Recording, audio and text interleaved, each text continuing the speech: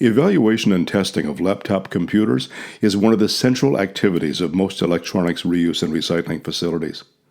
The number of laptops entering the materials stream is constant and shows no signs of diminishing in the near future, so it is important for electronics reuse and recycling facilities to employ best practices as they evaluate and test these devices.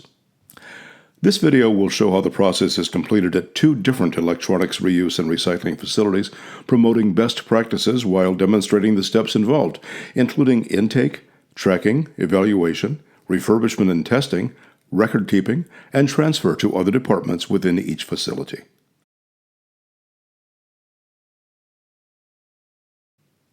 At this facility, many of the testing and record keeping functions are performed manually, one laptop at a time. When laptops are first received, they're scanned by the intake department and evaluated for possible testing.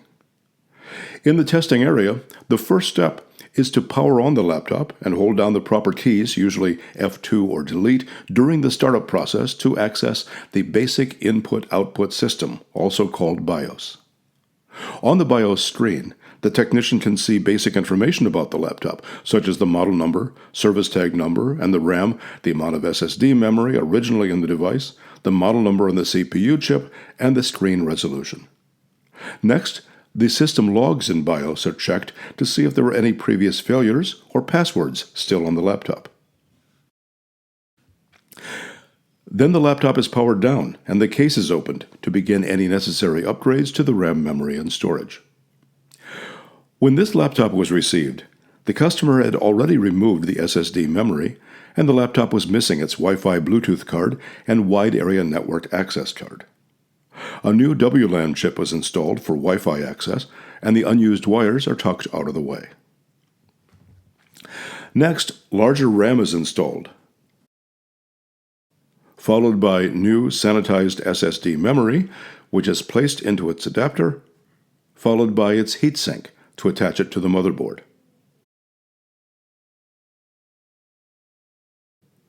And that's followed by cleaning the fan with low-velocity air and a small brush. There were some small cracks in the bottom of the plastic case, which are stabilized from the inside with electrical tape. These cracks will be disclosed on the description to the eventual purchaser. The case is reassembled with small screws and cleaned before leaving the testing bench. Notes are made on the physical description of the case, which is sent to the sales group before being listed for sale.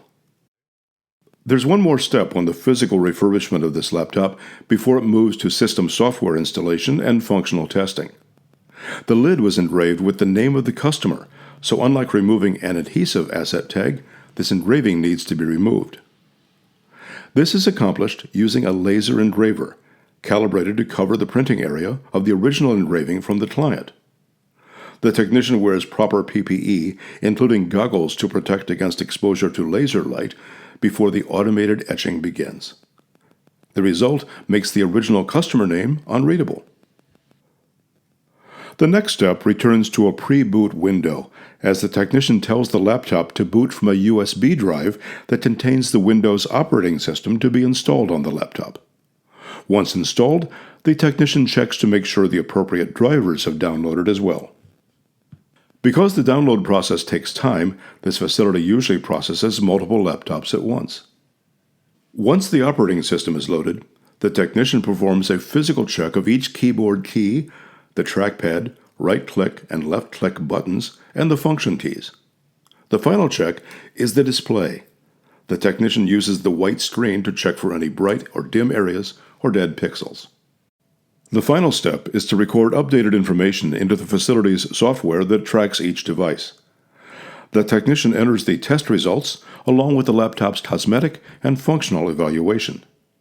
The sales department can access this same record as they prepare their listing for the sale of this laptop.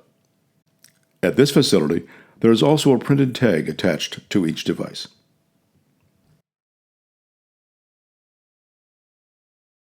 In this second example, the intake and sorting personnel first send all laptops for logical data sanitization. All laptops not destined for materials recovery are sent for testing before resale. Every laptop being tested is already entered into the facility's ERP system, And here, the testing function is largely automated, and there's considerable interaction between the testing software and the ERP system for all the materials in the facility. The functions to be tested can be selected by the technician, and the automated testing software uses the facility's internal data network. And if any laptop has non-removable data storage media, the same testing software has the ability to perform logical data sanitization before any other testing takes place. Older laptops need to be pre-configured in BIOS before that laptop can connect to an alternate version of the testing software on the facility's network. The final test results are collected by the testing software. On this screen, you can see the results of numerous laptops.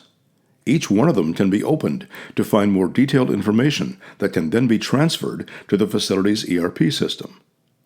Finally, a label is printed out containing information for each laptop, attached to the corresponding device before it's sent to the sales department for listing and eventual sale.